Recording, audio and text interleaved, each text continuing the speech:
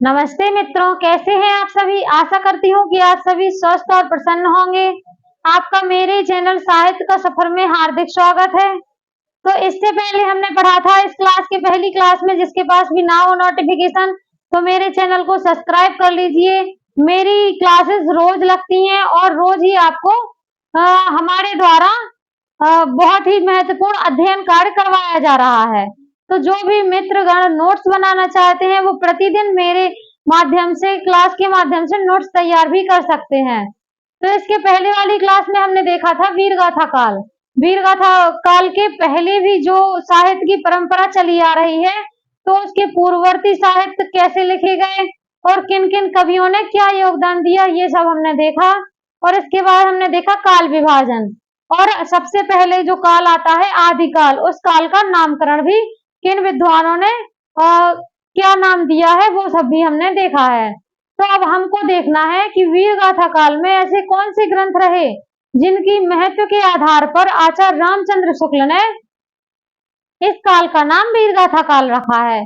तो इस काल को वीरगाथा काल इन्होंने क्यों कहा है, तो इसकी प्रवृत्तियों के आधार पर ही और इस युग में जो कविगण कार्य करते रहे उनकी रचनाओं के आधार पर ही इन्होंने इस काल को वीरगाथा काल नाम दिया है। तो सबसे पहले हम देख लेंगे इनके वीरगाथा काल की जो होती है प्रवृत्तियां क्या थी। सबसे पहले हमें समझना होगा वीरगाथा काल की प्रवृत्तियां कौन कौन सी थी, अर्थात विशेषताएं क्या थी। तो वीरगाथा काल की विशेषताएं जो भी मित्रगण नोट कर रहे हैं वो नोट करते जाएं। पहली विशेषता तो यही थी कि इसमें वीर रस और शांत रस आदि रसों का महत्वता से प्रयोग किया गया है। श्रृंगार रस की भी प्रमुखता रही है, क्योंकि बहुत से ग्रंथ जो थे वो श्रृंगार से संबंधित भी लिखे गए हैं, जैसे कि विशलदेव रासो और चंद्रवरदाई के द्वारा लिखा गया है आपका पृथ्वीराज रासो। इसमें वीर रस की प्रधानता भी थी और श्रृंगारिकता की प्रधानता भी थी। दूसरी आपकी विशेषता हो जाएगी, इसमें डिंगल और पिंगल शैली का प्रयोग किया गया था। इस प्रकार से हमें दो शैलियां भी यहाँ पे मिलती हैं।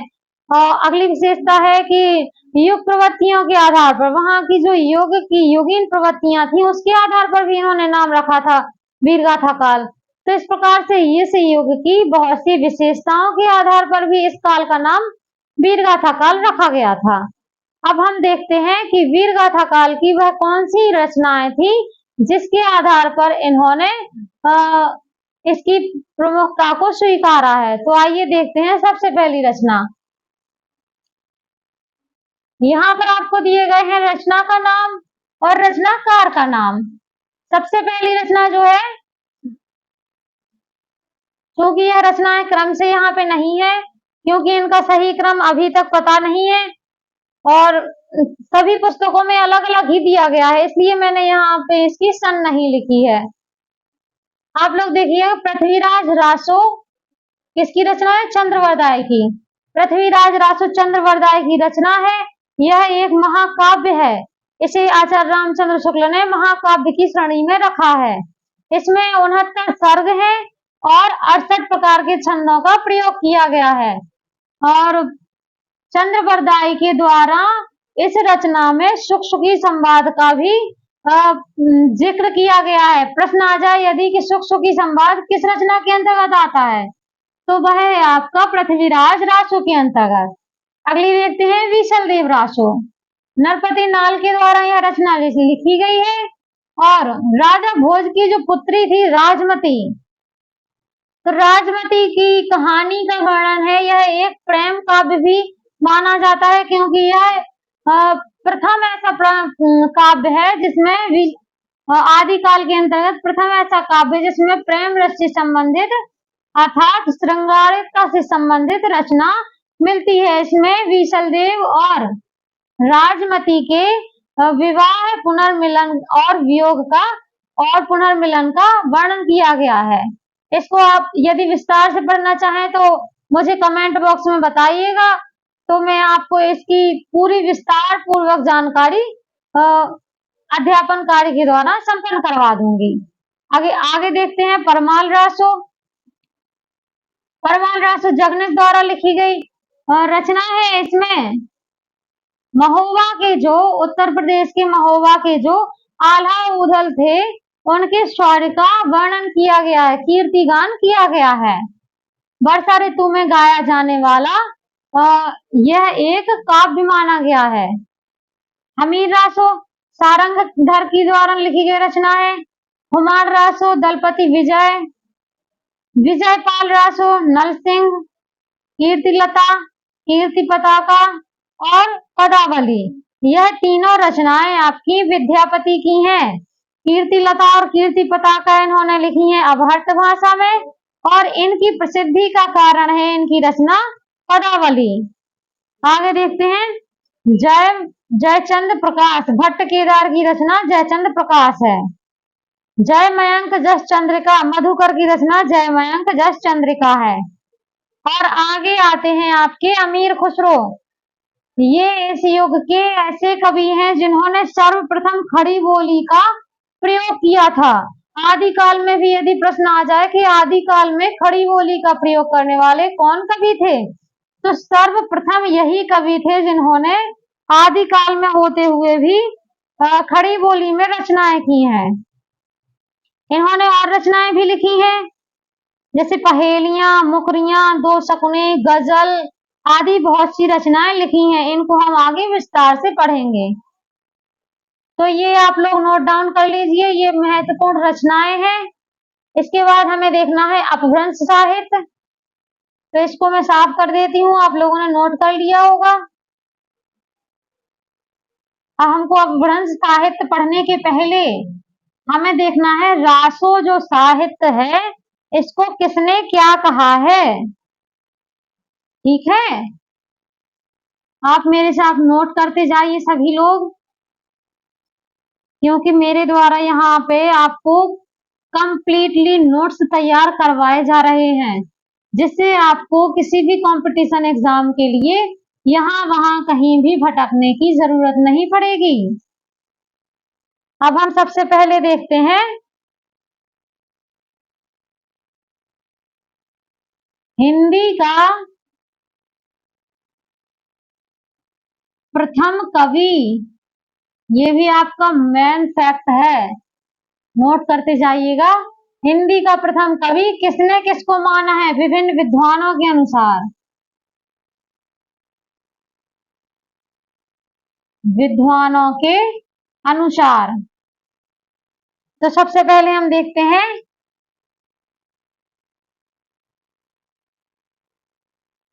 राम कुमार वर्मा।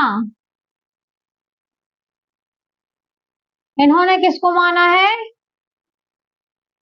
स्वयंभू।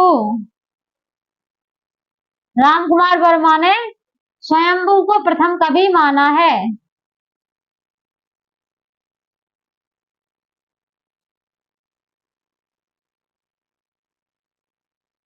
राम कुमार वर्मा ने स्वयंभू को माना है। गणपति चंद्र गुप्त ने, गणपति चंद्र गुप्त, इन्होंने माना है शालिभद्र सूरी को। शालिभद्र सूरी को। अगला देखते हैं हजारी प्रसाद द्विवेदी, इन्होंने माना है अब्दुल रहमान।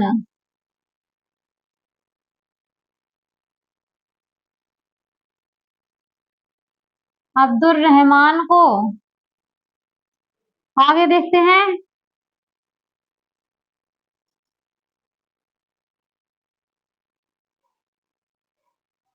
राहुल सांस्कृत्यायन।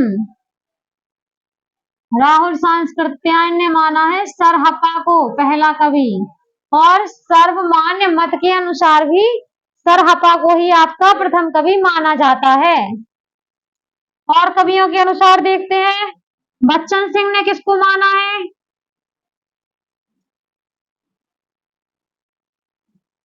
बच्चन सिंह, इन्होंने माना है विद्यापति को। विद्यापति को पहला कवि माना है। आगे देखते हैं, आचार्य रामचंद्र शुक्ल ने किसको माना है?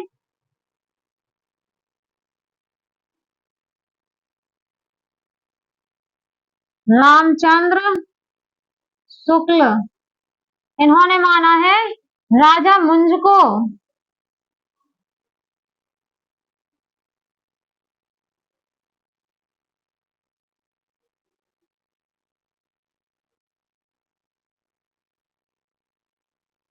सॉरी, इन्होंने माना है पृथ्वीराज चौहान को।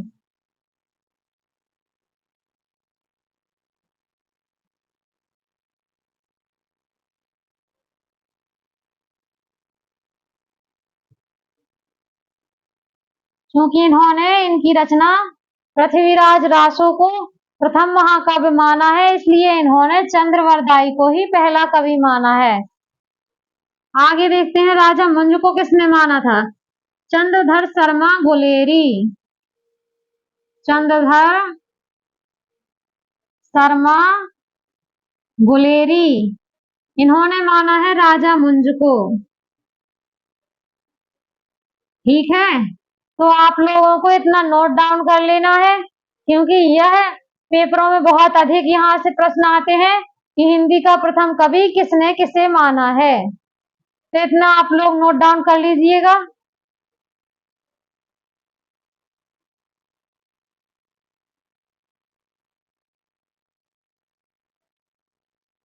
अब आगे देखते हैं, इसी के अंतर्गत हमको पढ़ना है अपभ्रंश साहित्य।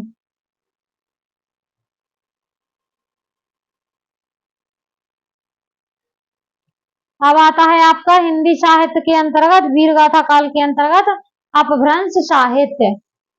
अपभ्रंश साहित्य में हमको किन किन कवियों को पढ़ना है? तो यहाँ पर देखिए, सबसे पहले शालिभद्र सूरी, इनकी रचना कौन सी है? भरतेश्वर बाहुबली रास। दूसरा अब्दुल रहमान, इनकी है संदेश राशक। राम सिंह पावड़ दोहा, हेमचंद सिद्ध हेमचंद शब्दानुशासन, जोइंदु परमात्मा प्रकाश और योगसार, ये इनकी प्रमुख मोस्ट रचनाएं हैं। तो आप सभी को यह याद रख लेना है, नोट डाउन करते जाना है मेरे साथ। आगे देखते हैं सिद्ध साहित्य। इसी के अंतर्गत हमको सिद्ध साहित्य भी पढ़ना है। सिद्ध साहित्य में सर्वप्रथम जो व्यक्ति आते हैं, जो कवि आते हैं, वह है सरहपा। इनका समय बताया गया है 769 ईस्वी, इनका समय बताया गया है। इनको सरहपा को प्रथम कवि मानने वाले कौन थे? राहुल सांकृत्यायन। जो राहुल सांकृत्यायन जी हैं, वह सरहपा को पहला कवि मानते हैं और उनकी समय सीमा 769 ईस्वी मानते हैं। इनकी रचना है दोहा कोश, यह इनकी प्रमुख रचना है। अगला है सवरपा। सिद्ध में हमें इन लोगों को पढ़ना है।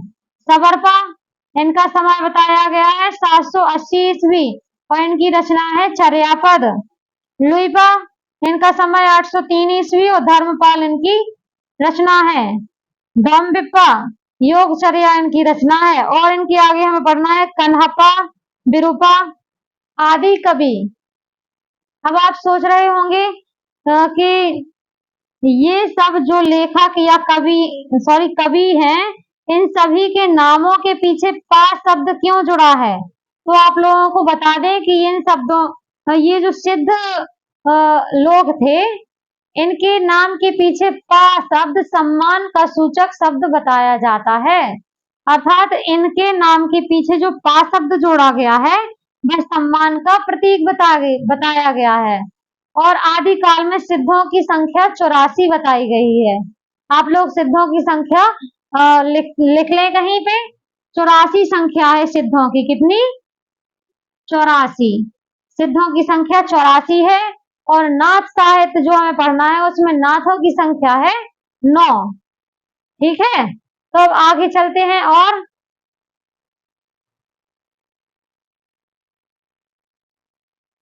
अब हमको पढ़ना है जैन साहित्य और नाथ साहित्य।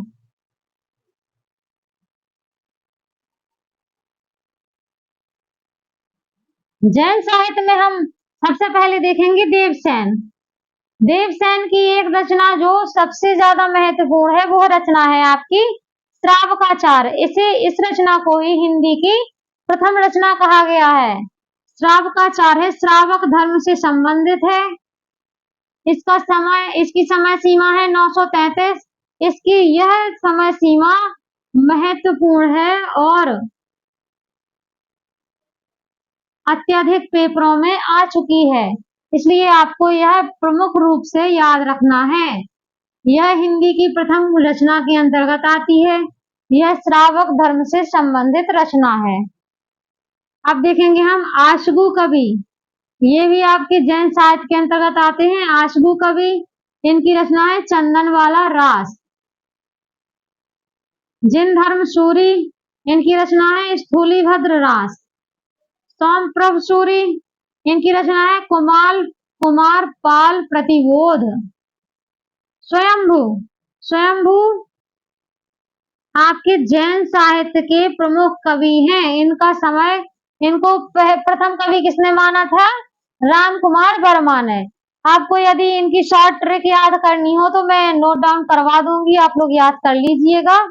जैसे कि स्वयंभू, किसने माना स्वयंभू को पहला कवि? राम कुमार वर्मा ने। तो इनको कह सकते हैं राम स्वयं भूमि पर बैठे, अर्थात स्वयंभू को पहला कवि माना। और इनकी समय सीमा क्या बताई है? 693 ईस्वी। इनकी रचना है प्रमुख पयुम चर्यु। आगे देखते हैं पुष्पदंत। पुष्पदंत भी आपके जैन साहित्य के अंतर्गत आते हैं। इनकी समय सीमा 972 ईस्वी मानी गई है और इनका प्रमुख ग्रंथ है महापुराण। आगे भी इनके और ग्रंथ हैं, जैसे कि ऋठनेमि चरित, महापुराण आदि बहुत ही महत्वपूर्ण ग्रंथ हैं। अब हम देखेंगे आदिकाल में हमें लौकिक साहित्य भी पढ़ना है। लौकिक साहित्य मतलब बहुत ही महत्वपूर्ण रचनाएं, लोगों द्वारा प्रचलित जो साहित्य रहा है उस समय का, उसे लौकिक साहित्य कहा जाता है। लौकिक साहित्य में आपको देखना है ढोला मारूरा दूहा। यह 11वीं सदी की रचना है। कल्लोल कवि यह कहते हैं कुशल लाभ इनके लेखक थे। अगली आती है उक्ति व्यक्ति प्रकरण। यह 12वीं सदी की रचना है और इसके रचयिता है दामोदर शर्मा। उक्ति व्यक्ति प्रकरण एक व्याकरणिक ग्रंथ है। वर्ण रत्नाकर के रचयिता हैं ज्योतिषर ठाकुर।